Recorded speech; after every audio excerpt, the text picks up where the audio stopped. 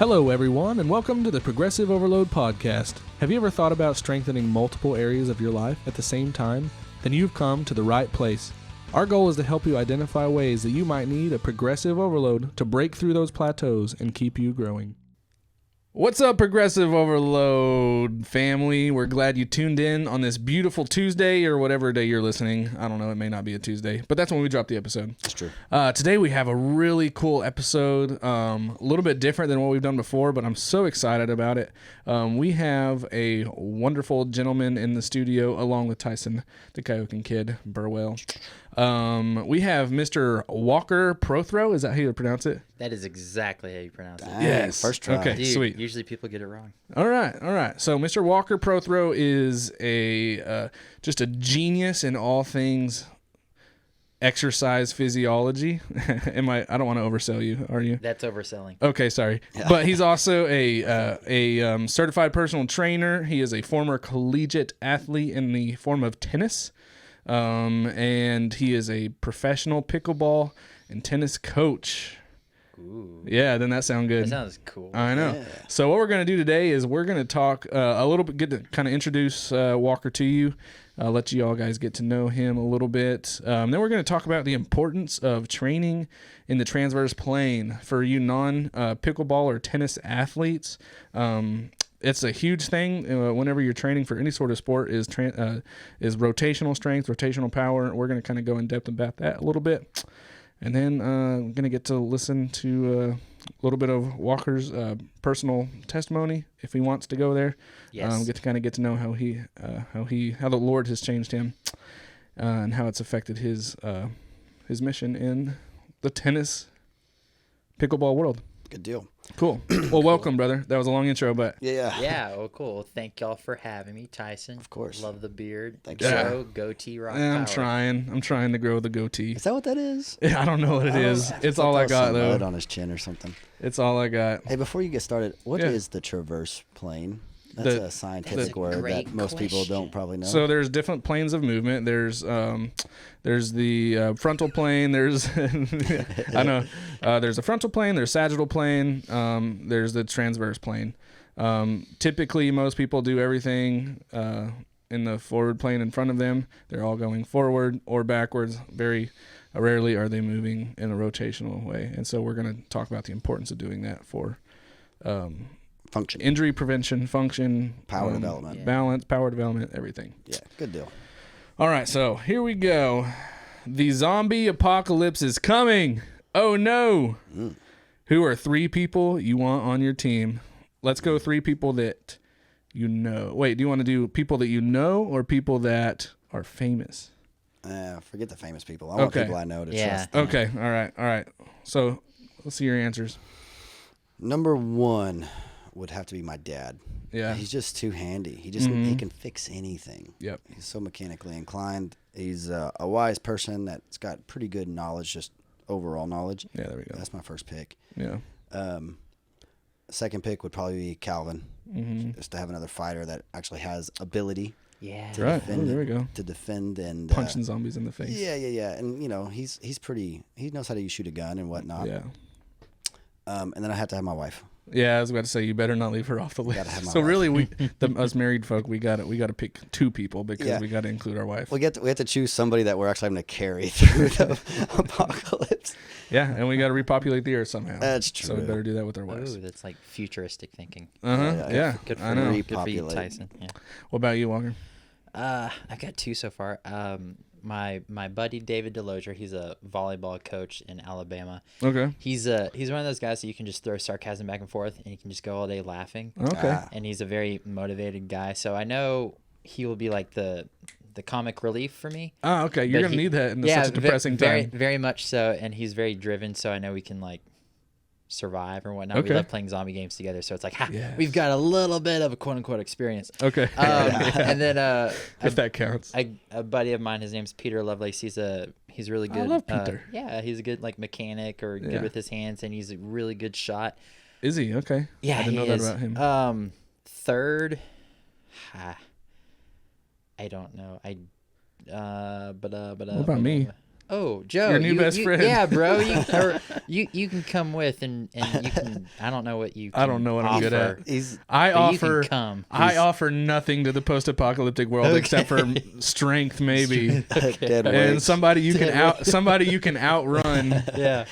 Someone that eats a lot of resources, unfortunately. No, I'm serious. I've had this thought before. Like I can't do mechanic type things. I am not good at carpentry. I don't understand anything about engineering. I am useless. There is nothing I can help with besides just be a frontline fighter. Can you plant? I mean, I come from a long line of farmers, but they did not sow their seed into me. And Oh, whoops. so Man. yeah. No, I mean, no offense. No offense to me. No offense to them. Yeah. That was not an interest of mine, so I did not. Anyways, so What about you, Jim? my brother-in-law Tim is a mechanic, and so I think you're always going to need somebody who will find an abandoned vehicle on the side of the Get you road who going. can get us going. Yeah. So Yeah. I think Tim, he's pretty resourceful. He's so that would probably be one. My brother, probably because he's one of those guys that just has tons and tons of guns for no reason. And he's probably got thousands and thousands. Actually, if you're the government, you're not hearing this. I'm just joking. He lost them all in a boating accident. He doesn't have them anymore. I'm just joking. So yeah, that's probably those two, and then I bring my wife. Yeah. Because that's the PC answer around here. Yeah. Poor PJ. I know. Oh no, my daughter. Oh no. Oh yeah. What would you do? That's the What are you thing. gonna do, Oh, man? I'm sorry. Sorry, Lauren. I'm taking PJ with me. Dang. Yeah, she's easier to Brother-in-law. carry around. Yeah. Brother-in-law's got to carry the whole crew. All right. Okay. All Now right. everybody's Fun got their intro. feelings hurt. I know. There's no good way to go about that. That's true. All right, Mr. Walker. Yes, sir. Let's get into you a little bit. So, you have your Masters of Exercise Physiology. Is that correct? I do. Yeah. So what initially brought you into that field of interest? Ooh. I took a kinesiology class in I think my junior year in college. It was either Okay. that or history. I was like, what major route do I want to go? Right. And I took it. I was like, this is so cool. I get to study my own body for a class. Isn't Yeah. that awesome? So I could be like a walking guinea pig of everything I learned. Yeah. So that's what sparked my interest. Yeah. It was so fun. It is also, it's one of those classes that like I struggled with so many classes, but any of my degree related classes, it just clicked. Yeah. And it just, I understood it. I mean, I could cite terms like just like that. I don't know. There was something about it that just like, this makes Right. sense. Yeah. That's Wait, cool. so for Joe and you too, Tyson. Yeah. I don't know, like with the knowledge that you've learned about exercise science or whatever you want to call it, does it create a deeper love for fitness for y'all? Yeah, definitely. In fact, for me, it actually improved my fitness understanding. It just yeah. like Of course. being able to understand what's activating while you're doing certain lifts and that kind of thing, and then to be able to show that to other people. Yeah. I think I'm a teacher by nature, and so like that knowledge was just so fun to absorb. Dude, Yeah, sweet. for sure. And that I love that too, because it definitely makes you appreciate what's going on. And like for someone who, I mean, and I don't have a master's, I just have my bachelor's, but when you can understand what's going on at a more cellular level, you absolutely appreciate what's going on. You appreciate it more. Yeah. Yeah. So after you graduated, what happened after that? Where did you go? Are you talking about after After you or- got your master's? Sorry. Oh, good question. I was kind of like, I was really hoping my master's would help kind of like narrow like what I want to do. Right. And it was just kind of like, I wouldn't say prolonged it. I just never dealt with the decision making. It was Yeah. like, now I love it even more. Uh-huh. So I kind of hit a low point of just like, I know I love sports ministry. I know I love fitness, and I know I love tennis. What do I want to do? Yeah. So I was working at the Country Club Tennis Center in Wichita Falls, Mm-hmm. and just I was a tennis hitting partner, which basically means I go and I play a match, and I just I coach whoever I'm playing on strategy. Oh, nice. yeah. And it was super fun. I got paid You to get play. paid for that? Yeah, That's yeah, it was awesome. so great. And then I would do some fitness ordeals with the tennis kids, Mm-hmm. and then after that, it was like right after COVID hit. I was down in Fort Worth doing some fitness gigs with APEC. It's a athletic performance enhancement center. That's a cool spot. Yeah. Oh, dude, it like blew my mind. It was so cool. Got a really cool spot. And then performance course with Aledo High School. Was working with their football team for that whole summer. Heck yeah. Yeah. That's a pretty cool. That's a good gig right there. Yeah. What were you doing? What exactly would you do with them? It was like a summer job to where I was just working with the college kids. There was like some camps of like junior high and high school, but then I got to work with the college or not the college.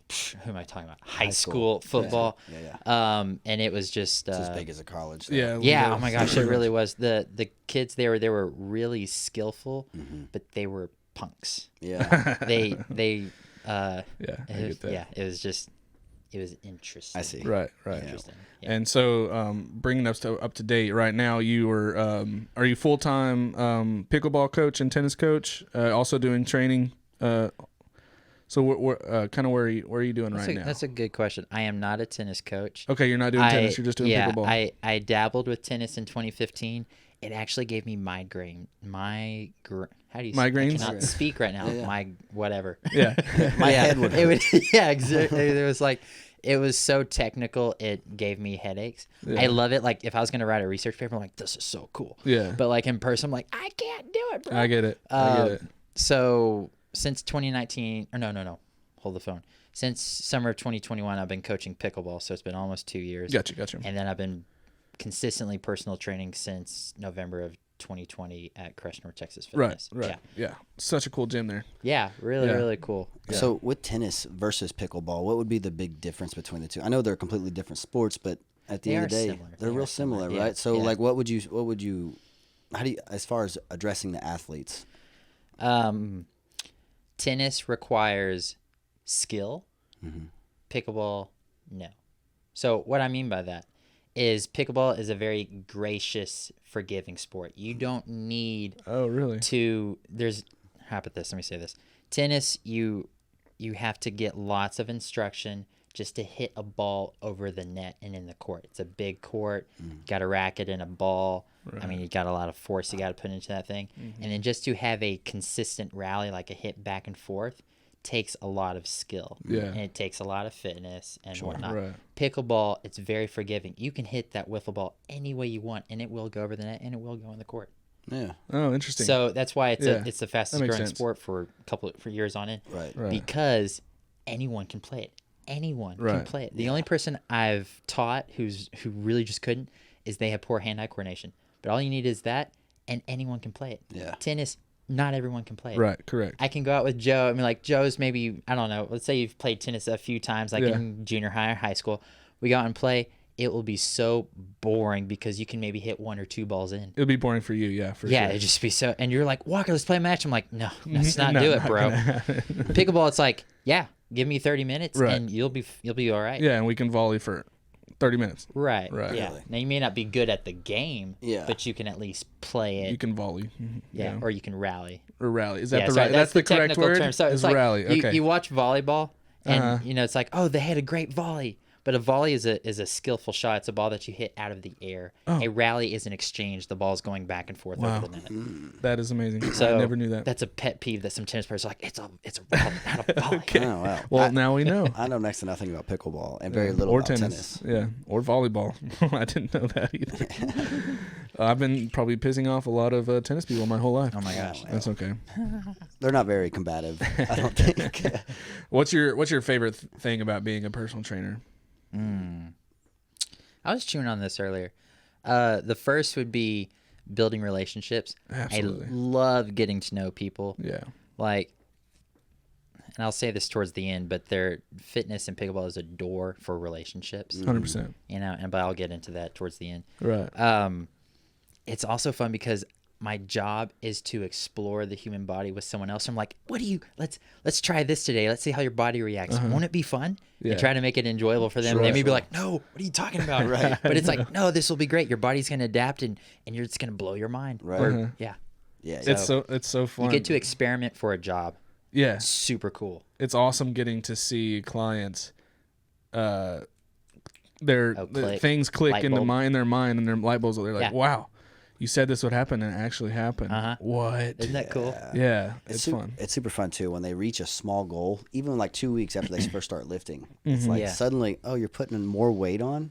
Like, you can do more weight than you could just a couple weeks ago. Isn't that crazy? Yeah. It's super fun. Yeah.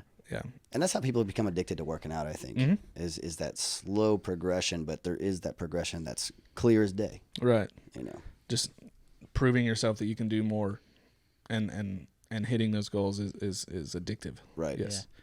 Yeah. What's your average client, with your average client that you have, what kind of philosophy do you follow in, you've probably listened to our podcast before. Tyson and I are, all about strength and conditioning and blah, blah, blah. Yes. It's power like super fun. Yeah. And we love it. And we love going hardcore, and we love coaching people that way. Yeah. But I know not every personal trainer has that same mentality, or approach. So what would you say yours is? That's a good question. Mine kind of goes into two ways. If you're like an athlete or competing in some kind of sport, it works, and then if you're not, it kind of works too. Find something that gives you joy physically and just excel in it to the best that you can. I love that. So it's so funny. I went into fitness with the desire to work with junior high and high school athletes, because around junior high-ish or so, they start to, like, from playing multiple sports, they start to narrow to one or two. Sure. And that's when they get more serious about a sport, and that's when fitness becomes a real component, because they need that outside help, versus just the skill of the game. Absolutely. So it's like, oh, this is why I want to get into fitness, because I have a huge heart for junior high and high school kids, for ministry and whatnot. And then it's like, God puts in front of me like these 60-year-olds, and from like for 2 years I've had like 60s to 75. I'm just like, I love it. Okay. And then pickleball gets introduced, and it's the same group. I'm like, haha, okay, you got a theme up there. right. So for those clients, it's really just been like, just come to the gym and move. Right. Yeah. And it's like I've had clients, and it just blew my mind, or just how, I don't know, maybe the perk of being young. Right. I've had clients who can't get off the ground, or they roll over and their face is blood red. Yep. And I'm just like, oh, this is so sad. They can't even roll over on their back. Right. And it's just, it's just so different. But for me, or for me personally, it's just like, if you really enjoy something, you'll come back to it. Yeah. And then you'll just come back to it, and you'll meet friends along the way, and it'll be fun. Yeah, absolutely. If you're someone, especially most of the time, not all of the time, but when somebody comes to a trainer in their 60s and 70s, they probably haven't been very active their previous life. Correct. And so at that point, let's make it fun for you. You're probably not somebody who just naturally enjoys to exercise, or else you probably haven't hired a trainer at 75 years old. For the most part. That might be an overgeneralization, but just move. And it's funny to me, because I'll have those clients, and I'll just do the most generic workout in the world. Yeah. And there is nothing special or proprietary about it. Yeah. And they are just blown away. They're like, oh my gosh, you're a magician. I was like, no, you just moved today. And that's why you feel so good. I'm not a genius. Yeah. You just worked your shoulders, and you haven't moved your shoulders except for to get a glass from the middle shelf. And that's all you've done. And so that gets proven a lot in therapy. A lot of times. Yeah. So if you don't know, I'm also a CODA. I'm an occupational therapy assistant. I was about to say, you're going to have to explain that. Yeah. But so I work with a lot of elders too. Dude, do tell. Yeah. And so, like, kind of what he was saying, a lot of times whenever they've just lived this lifestyle where they're sitting so often, sitting in their chair, they don't do anything, and they have kids that take care of them a lot of time. Yeah. And then finally something will go wrong where their shoulders or bother them or whatever, and they'll get put in with therapy. And a lot of my therapy it's just basic exercise, just getting to move a lot of times. Wow. And it's amazing, like, how fast, in therapy we say motion is lotion. Yeah. That's awesome. And it's so true. You suddenly your shoulder quits hurting when you actually use it, and it's just one of those things where the light bulbs start going off in their heads. So it works well. Dude, that's so cool. Yeah. So telling that to somebody. That is so motion cool. Is motion is lotion. Yeah. I've heard that before, but I haven't heard it in a long time. That's good. I had an instructor in school that was like the go-to thing. Yeah. All the time. Motion is lotion. Yeah. I love it. That's great. Okay, so let's talk. Do you have anything else to add, kind of about where you are currently? I I didn't. Oh, you're good. I don't know. I know you mentioned earlier about like, am I part-time, full-time? Honestly, it's just trying to get enough clients to make it full-time. Right. So I get that. It's like I go train at the gym and then I go teach pickleball and I kind of go back and forth. So recently I was working at the country club tennis center for almost 2 years or so plus. And then I moved over to Weeks Park Tennis Center, and we're about to launch our pickleball program May 1st. Sick. So there's hope that a lot of things will be booming then, which is really exciting for the Wichita Falls community. Yeah. Sure. That sparked a question I wanted to ask. What does it look like to coach somebody in pickleball? Are you teaching them strategy mostly, or are you like literally helping them get conditioned for it, or a little bit of everything? A little bit of everything. So the clients that have stuck with me they're new to pickleball. Yeah. So it's just more like they don't have a tennis background. So it's just kind of like, okay, let's kind of go through the fundamentals. Mm-hmm. Some of them come from a tennis background, and then it's like rewiring your brain because it's almost the opposite of tennis. Like as far as strategy goes. Right. The people who, so it's a little bit of skill. So it's like dabbling with strategy because their minds aren't quite there to constantly make decisions left and right per shot. Right. They're starting to get there. I would love to work with people who actually know the game, because then it's just like it's another beast. Sure. You know, so that's what I'm hoping when this May 1st kind of kicks off and to where it's open to the community versus just members, just the country. You know, so it'll be fun because I play with a lot of people in the community and they're so much fun. Yeah, awesome. Well, I hope that kicks off for you. Yeah. So, like I said, I know next to nothing about pickleball. Would you like me to give you a brief 10 peso version? Yeah, if you would. Okay, cool. It is a wiffle ball, and for some reason it's called a pickle. You play with a giant paddle, like table tennis. Right. Imagine a tennis court that's shrunk to like a volleyball size. It looks like tennis. There's a net and everything. The scoring's kind of interesting. So they don't do the 15 love and all that? No, not like that. It's like, individual number scoring, like 1, 2, 3, 4. That makes way more sense anyway. Right, yeah. I don't know, bro. Yeah. And you can, there's like certain rules, like you can only score on your serving, so it's kind of like old school volleyball. But the unique part about pickleball is there's something called the kitchen. So you can make a lot of cooking puns and coaching, which is really, really fun. But there's something called the kitchen, and that's like on the opposite sides of the net. To where in tennis you can be on top of the net and hit a ball. Mm-hmm. The kitchen in pickleball, you cannot hit a ball out of the air, aka a volley, while being in the kitchen. Mm. So it's like you charge the net, you have to stop your momentum, and then you do these like soft little dinks, as they're called, which is like a baby shot back and forth until someone leaves the ball too high, and then if you hit it high, you die. You slam it down their throat, and you're like, I just got pegged, or I got a peg, and it's great. Right. Yeah. Okay. So it's a very reactive sport. Like I'd almost argue it's faster at the net than it is in tennis. Now tennis you can hit the ball like 95 miles an hour. Sure. Wiffle ball's not going to go very fast. Yeah, however, you're closer to your opponent at the net than you are in tennis. I see. Right. So it's an interesting dynamic. Your reaction time, I want to say, could be a little faster in pickleball than it is in tennis. Yeah. As regards to us facing off at the net. It sounds fun. It sounds like me and Joe need to come visit and play some pickleball. Joe's here's a pickleballer, and I love pickleball, man. I'll get your number after this. We'll find a time. I'd like to play. That'd be fun. Yeah. I would totally beat Joe, though. I mean, I don't know about that. I don't know about challenge. that. Sweet. I don't even know the rules, but pretty much any sport with a ball, I'm pretty naturally good at. Anything outside of that, I'm garbage. Garbaggio. All right, let's get into the meat and potatoes of this. So let's talk about training for rotational sports, and so that's kind of how we wanted to bring this all in together. Rotational sports, you'd think of obviously tennis, pickleball, but baseball, Tyson's world, his fighting, lots of rotational punching, kicking, all sorts of movement in the hips and the torso. Mm-hmm. Throwing people. Yeah.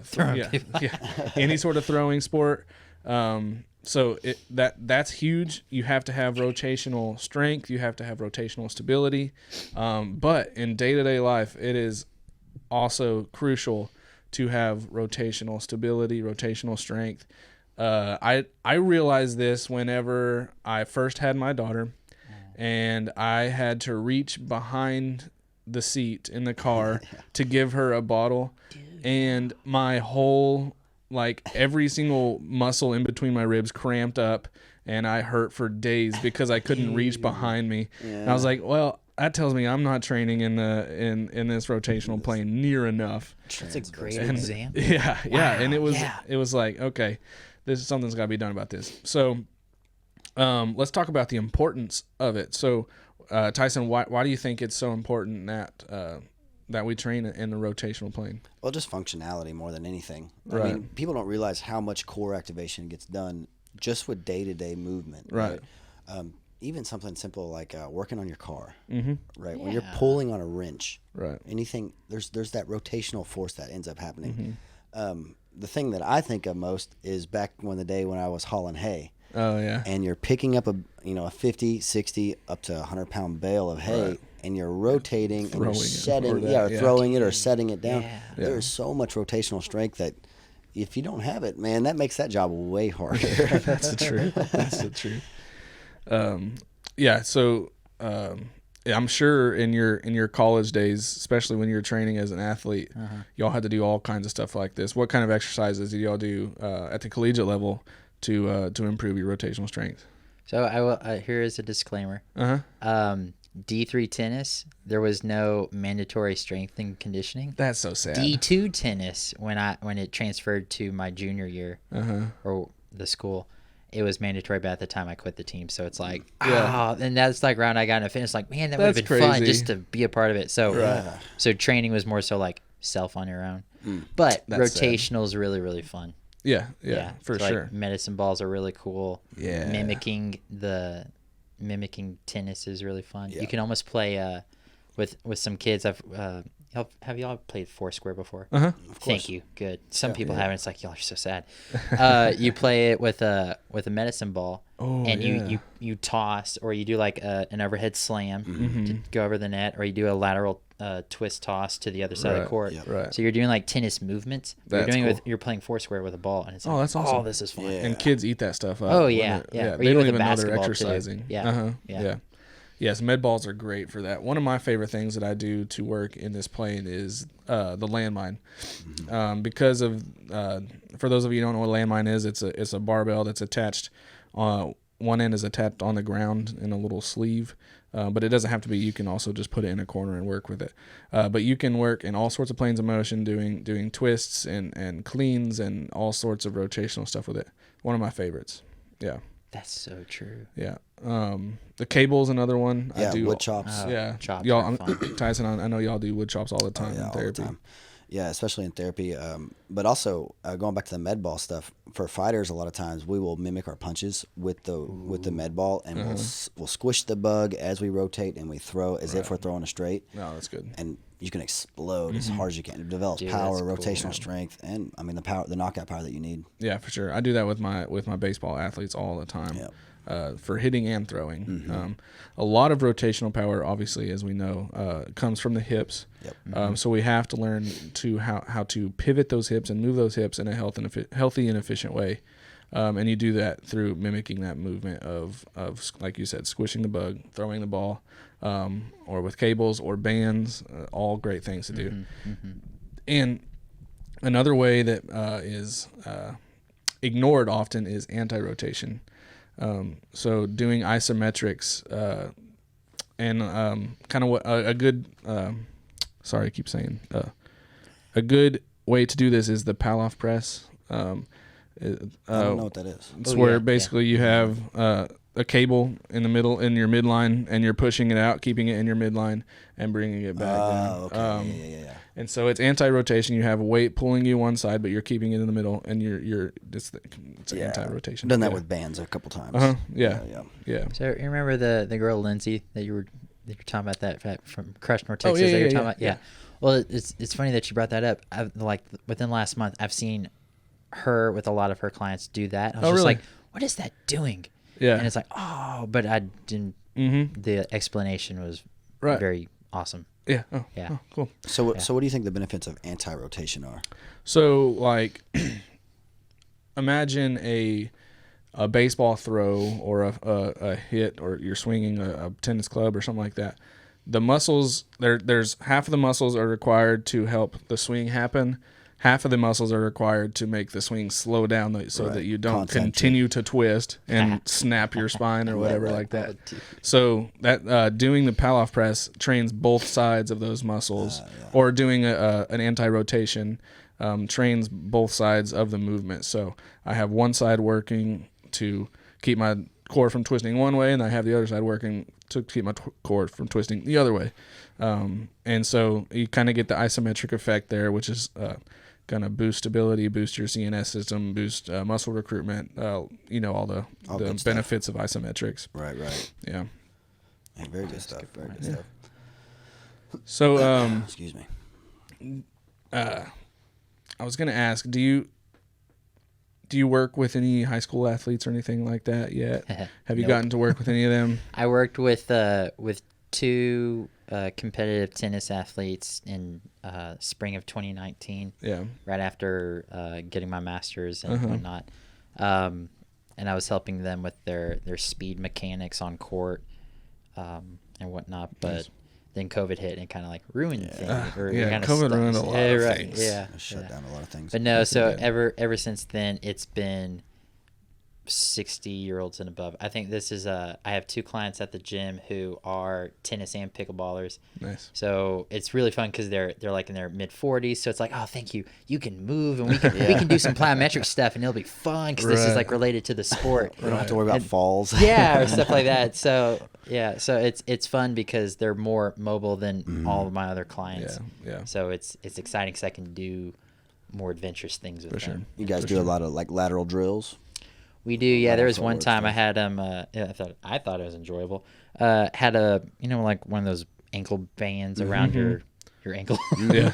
And you're doing monster walks or linear skier walks or whatnot, and they're bouncing a ball back and forth to each other. Ooh, yeah. So you get a little bit of hand-eye coordination as you're getting the outside of your quads and whatnot. Yeah, that's good stuff. Yeah, I call those booty bands. I don't know what they're actually called. I mean, I guess I can tell you. I don't Yeah, know. loop bands, whatever. Yeah. I don't know if there's an official name, but I've always called them booty bands. That's because most people you see them using are doing like donkey kickbacks and stuff like that. True. Yes, Gotta work my glutes. With a camera right at the butt. Of course. And has 1 million shares and follows and likes because that's what sells on Instagram. You heathens. One day y'all are just gonna see this really fruity video of me, and I'm gonna have some really, really tight shorts on just doing glute It'll be like a movements. Do you want Close-up. it zoomed See, up on your just gluteus maximus, or right. do you want it on something? Oh, the glutes for sure. glutes, That's okay. the best thing I have going for me. Yeah, I don't know. You got some calves. That's Copeland's got some Yeah. good glutes. Oh, okay, that's what It runs in a family. Hips Actually, don't lie. nobody runs in a family. That's why we got good glutes. Dad joke Okay. on fire. All right. So as we kind of poked at the first is I met you through Bible study through a men's Bible study at our bet church. we did, bro. Yes. And so I remember sitting at the end of the table where everybody was, and I heard somebody talk about like max training heart rate. This is how you calculate. I was like, exercise science. Your ear like perks up, and you're like, "This is my language." Who's talking about exercise science? Because I want in. And I was like, wait, are you a fit bro? He's like, yeah. Are you? I was like, yeah. I was like, did we just become best friends? Yeah. Do you want to go do karate in the basement? That's a Step Brothers reference. Sorry, went over your head. It's one of my favorite movies. Probably shouldn't be, but it is. As y'all met in Bible study. As we met in Bible study. Yeah. Nobody. Has Will to. Ferrell's in that one, right? Yes. That's right. Okay. Yeah. Kid friendly. Guilty pleasure. Good family fun. And so we instantly connected through that, and I think what helped us connect the most is we understood that we don't have to be in a pulpit to have a ministry, and we don't have to be leading Bible studies or leading church groups or whatever to consider a part of the ministry, and I think that connected because this is my ministry. This is a huge part of it, reaching people through the tunnel of fitness, through podcast media, through Instagram. Jesus is needed in Instagram more than anything. Yeah. I'm just joking. Anyway, so let's let's talk about you a little bit. Tell me, how has making Christianity a part of your job, a part of your coaching method, a part of everything. How has it shaped how you work? Oh, it's the reason why I work. Yeah. Like I can't imagine being in these fields and not knowing Christ. It would just be so boring. Oh yeah. Or like, I don't know, so empty shell. I get that. And what I mean by that is like what makes fitness or sports, anything in regards to the human body, which is like insane. You can be a doctor, you can be a nutrition. There's so many different outlets. You could just study skin, or something like that. Sure. Yeah, but it's just like any of it, and it all points to a creator. And there's only one creator. Yeah. So once you get to know that creator, it's like, oh my gosh, he painted the body, he painted the universe, he painted the earth. Yeah. I mean, oh my gosh, he painted my mind. Yeah. Or just the consciousness and subconscious. Just like, you break it down to like the individual nostril that you have in your nose or whatever. And you're like, what? So it's not just. I mean, for me being in the gym, it's not just helping a client. I mean, yes, that's like fruitful and all, but it's like I get to see the master creator's work. And it is, and God, or I found God when I was 7 through creation. So being outside, or heck, just moving my body, there's a special place in my heart for that. I love that. And same with pickleball or tennis. I mean, you're playing a game. Sure. And the game involves your mind, it involves your body, it's a skill, and you either get distracted from this is fitness, right? But it's just more so it's an outlet to motion lotion. There you go. Right? Yeah. But I mean, honestly, for Tyson and Joe, or just whoever, I love what I do, but I have, and I'll explain this. I have no desire to be the best in what I do. I honestly don't care about I am the go-to pickleball guy in Wichita Falls area. I mean, sure, that'd be kind of cool, but that's not what I'm driving for. Or same with fitness. I mean, I enjoy what I do, but it's not my skill set, or it's not really my purpose. I love building relationships. Pickleball / playing tennis, for whatever I like to do, or fitness, is a door to engage in conversation with people, because I love getting to know people's hearts. Yeah. So there's a 3-questionnaire game I play with everybody, and if you want to know more, you have to ask. But it's I love getting to know someone's heart, their deepest desires, and then if they know the Lord or if they don't. And if they know the Lord, it's like, we can geek out. And if they don't, it's like, ooh, intriguing. Tell me more. Yeah. Why do you believe that? Yeah. Let's chant. Let's I can't talk. No, I get you. But many of my clients from the gym and from the court have said this is better than their therapist. Oh yeah. Therapy. And I'm just like, whoa. So for me, that's what I enjoy the most. Like, there'll be times where a client comes in, they just had a horrible day, and she's like, let's just sit down, spin on the bike, and just talk it out, cry it out, or whatever the case may be. Or if they're wrestling something, it's just a door to point them to Jesus in some way. Right. And that's where my heart is. Like, I will, it's like what Joe was talking about. It's like, oh, you're talking about heart rate? Ear perks up, fitness ear. Yeah. But it's like someone's talking about the Lord. I mean, it's like my full devotion jumps into that category. Yeah. Versus I will be there more for their heart and their soul, more so than their body. That makes sense. I love that. The body is a door to get to their soul. Right. That's good. And just to geek out and hang out. Yeah. Talk about beards and awesomeness of that, Yeah. No, I get that. It's hard in being in the fitness industry, and well, even for myself, but mainly for my clients, is getting their minds off of they're just stuck on aesthetics, stuck on losing weight, stuck on looking a certain way, and trying to reshape their minds and their expectations to understand that all I want is just for you to understand that we're doing this so that you can be a stronger, healthier, more efficient, more effective vessel on earth to show people the gospel, to live out your purpose in life that God has given to you. I think that has to be rewired in their brain, obviously, if they're a believer. If they're not, that's a different conversation. But how do you have to like restructure their brain to, or their expectations even, to think about those kinds of things and not on aesthetics and not on weight loss or goals? That's a good question. I know, yeah. Are you asking me or asking Tyson? You or Tyson, whoever. Okay, all right. Go first. Okay. Well, honestly, I don't have many clients who are focusing on aesthetics. Yeah. I can't say that very well. I know. Aesthetics. But I do say those people are intriguing because to me it's just like, I can't come up with words right now. In my mind, aesthetics is a false idol, or it's a false identity. Right. To where if you are in Christ, your identity is solely as God's child. Yeah. And it's not in what you look or how you're trying to be attracted towards yourself or others. I mean, yeah, I understand self-esteem, and I get that. I wrestle with it too. But you're putting all of your work and your focus into that, to where that will, like, even if you achieve that, it's not enough. There's still something There more. will still be a hole. Yeah, there's a hole. There was one day in Bible study, I think for Ecclesiastes, we were talking about like there's something that's never enough. I'm like, there's a song. I know.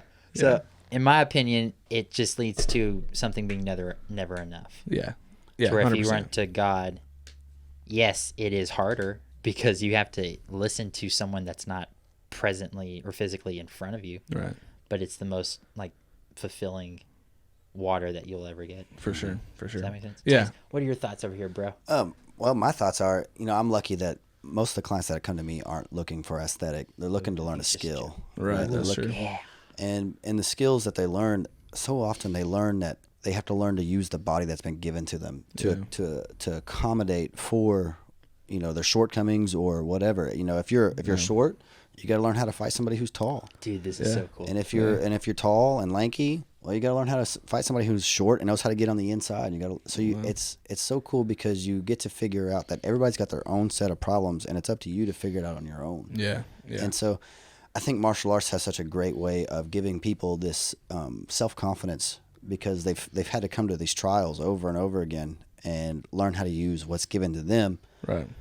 By the creator or whoever, and so they're able to overcome the challenges, and That's cool. it's super cool. I think it gives such a confidence boost to those individuals. Yeah. That's so different from how I coach people, or just because they're all so goal oriented. Sure. As in, they want to lose the fat, they want to tone, they want to blah blah blah. Right. And so, man, if I've never had a client who comes to me and say, "Hey, I want to be better at squat or deadlift." Right. Like, that's an easy client for me. Sure. Like, if you want to get stronger in the squat and deadlift, I will make you stronger in the squat and deadlift. Right. But coaching the mindset is completely different. Well, and it becomes sorry. You're fine. You speak. I like to raise up my hand like a student. He's like, hallelujah. Yeah. So I don't necessarily always have that issue. The problem with the mindset really comes in with the student that wants to train, but finds out it's hard. Yeah. And now they're struggling with the difficulty of of a move set, or they're getting beat. Right. And now they're having to figure out how to use their body to not be beat by this individual or whatever. Mm-hmm. And so it's learning how to use skill set and not strength, and technique. Right. Not athleticism, to be able to overcome. I like that. But what you got, buddy? Hey, teach. So Joe, with people that you work with, how do you try to, I guess, change their mindset or like enlighten their mindset? Is it like showing grace to them, or I don't know, what's your cup of tea? That's a huge thing. I mean, that's a huge thing is if they have a bad week, or if they have if they step on the scale and didn't hit the results, like, it's okay, like, it's perfectly fine. This does not mean anything. Yeah. And so that's the biggest thing, is like, you are working out, you are functional, you can move so much better. That's the goal. Like, you feel better, awesome. You look better. Like, who cares if you're a little bit heavier on the scale? That doesn't mean anything. Right. Especially in the like in Ecclesiastes. That is so meaningless. And Ecclesiastes is all about pretty much everything under the sun is meaningless and purposeless, and there's like, okay, so at the end of the study it says, so eat, drink, enjoy your time with your family, enjoy your work, and pursue God. Like nothing else matters. Yeah. And so like you get so worked up and, oh, I got to hit this goal. I got to hit this goal. I got to hit this goal. When in reality, in the scope of eternity, it doesn't matter. Yeah. And so there's obviously something to be said for being a goal-driven person and the growth that happens when you are that type of person. Right. That's a different topic. But in the long scheme of things, physique doesn't matter. Yeah. Losing fat in this certain area doesn't matter, and so it's hard to get those across to people, especially the typical type A type person. I would say you're good at it, though. Yeah, you're good at it. Well, good friend. I don't give him any compliments. He very rarely I have to be compliments careful me. here, treading lightly. But no, he is. He's good at it. And one other thing you're good at is actually getting the results that people need. So very often, unfortunately, then it's hard for people to hear, but the reason they didn't get the goal or didn't get the result isn't because of Joe at all. It's because of their own accountability. Right. And that's a hard pill to swallow. Yeah. Mm-hmm. And he's very gentle of how, I don't know that he ever puts it that way, but. Well, I've told my clients before, like, I take no responsibility in your results. Right. I will give you tough truth pill. Yeah, it is. I mean, I will give you every tool you need to succeed, and it's whether you pick them up and use them or not. Yeah. And that's kind of the mentality I have. Mainly because I don't want to be carrying home a burden of your results home with me. And I don't feel like it's necessary. Yeah. But like I said, you normally get the results so long as they trust the system and they follow and stick with it. Yeah. Every it. client that has stuck with me for longer than a year has hit their goals. And it's the ones that stick with me for 3 months and they're like, why haven't I stepped on a treadmill yet? Why haven't you put me on the 1,200 calorie diet yet? Yeah, Stuff like that. How come you're not doing what I thought you would do? Well, it's like, why are you paying me? If you don't really trust what I'm doing is effective, what are we doing? 100%. Yeah. Anyway. So that was a good conversation off of one question. That was really good. Good question. Do you have anything else you wanted to add based on or verse in relation to your walk with Christ or anything like that? I know I asked you that one question. We had a really good discussion about it, but yeah, I don't know. I guess I kind of hinted, or I kind of talked about it. The theme that God's been teaching me the last couple of years is just identity, and the reason why I say that is because I have been a athlete for a good chunk of my life. I've been a student for more in my life, and then like going from so it's all like a performance level, which it's not like performance is good. Yeah. But it can be unhealthy. Sure. To where after grad school, what like I was hoping it's like, oh, I've got a master's. It maybe pushes me up versus any other person. Right. But when it's like getting a job or whatnot, it's just like all this anxiety of just like if I fail to one degree, if I mess up to one degree, I am a failure. To where like anxiety attacks, or it's like my identity would be like in my performance at work, or in my ability to be a student, to where it like there was one day I remember like crying out to God and asking him, it's like if I was to get fired or if I was to quit this job, like who am I? Like I literally questioned who am I? And I don't know about y'all, hearing that's like, man, that's so sad. Right. That's like your job defines who you are. Yeah. And I literally had to come to terms with I can leave whatever it was, like pickleball or fitness at the time, and it was just like, and I would still be God's child, and that's all that matters.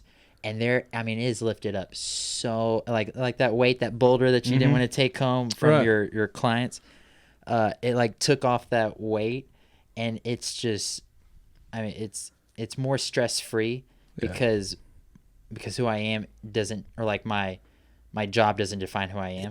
It's a beautiful outlet that I can grow deeper in the Lord and share that same joy to other people, because fitness is fun, and regardless how it looks out or it pans out, but it's not an end all be all. Right. No. So that's why I was saying that I don't have that desire to be the best coach out there. Right. I want people to come to me because I love the Lord and I love sharing the Lord with other people. And that right there is fun. So come to me to have some fun, because I will make you smile every time. So, yeah. I love that. I've given that same advice. I came to the same conclusion. Do tell Tyson. Yeah, I've come to the same conclusion though, and this is just because growing up in a blue collar area, you know, most of the grown men that I was growing up with, and I was asking, you know, like if you ask them who you are, oh, I'm a mechanic. Oh, I'm. It's exactly that. It's exactly how they define themselves, and that scared me. I did not want to my whole identity to be just what I do for a living. Yeah. Right. And you know, I think I've had this conversation with you a long time ago, Joe. But it was one of those things where it's like I love being a therapist, and it's a piece of me. Yeah. I love being a fighter, but it's a piece. I love being a husband, but it's a piece of me. All these things, but it's not. You can't just label me with one word and say that's who you are. Yeah. Right. And that's something that I had to come to the same conclusion as you did, apparently. Yeah. Which just made me a stronger person and a stronger man altogether. Yeah, absolutely. Yeah. Yeah. When your identity is in your work and work changes, you're like, so let me start over. We were talking about insecurity in our small group the other day, after, Pastor Lance talked about, cool. Security. I don't know if you were there that Sunday. I was not, but rats. But yeah, so we were talking to like, when your security is in what you do for a living, when your security is in money, when your security is in stability, and in whatever that means, when your identity is in your marriage, when it's in anything under the sun, as in Ecclesiastes says, when all of that can change and you could lose your identity just like that. Mm-hmm. That's why it's so important to put your identity in Christ, because as we know, as it states in the Bible over and over, God does not change, and he is a rock, and he is there, and he will not change. God does not change. If that is your identity, you will always, always, always have that to fall back on, as being a devout follower of Christ. Yeah. And whatever job I ever do, like, yeah, Tyson, we were talking about that. Like, no matter where I'm sent, whatever job I'm supposed to do, my purpose does not change. Yeah. Yeah. So, Walker, that was awesome conversation. Thank Likewise. You so much for coming on. Thanks, Joe. Thanks, we will Tyson. Absolutely have you back anytime you're willing to make that 15-minute drive. Dude, it was so beautiful. I was like, this is why I love Texas. Cows, big windmills, longhorns, terrain. Yeah. That's right.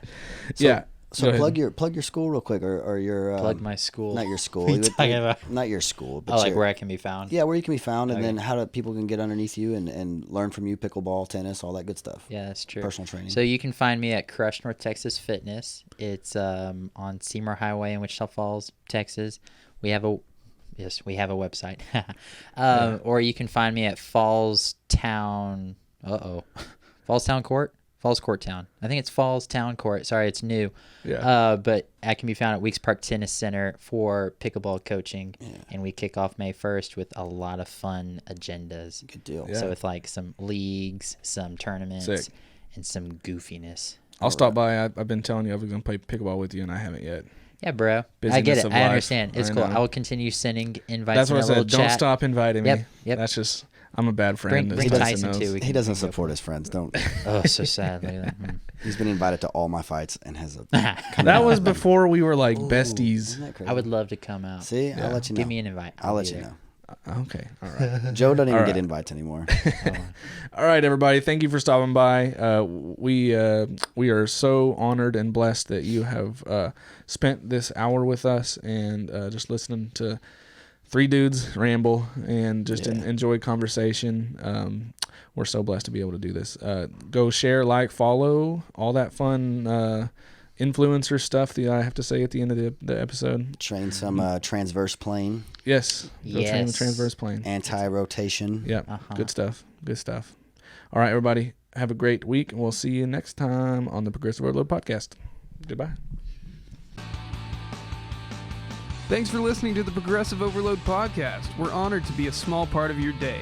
If you have any questions, comments, concerns, or are interested in sponsoring our efforts, please feel free to reach out via email. Find us at progressiveoverloadpod@gmail.com. Don't forget to subscribe and follow our podcast so you'll be notified when our next episode drops. And as always, you can help us reach the masses by sharing our podcast with your friends and family. And then check us out on Facebook and Instagram to follow our own personal journeys and get an inside look on our day-to-day lives. Thanks again, and we'll see you soon.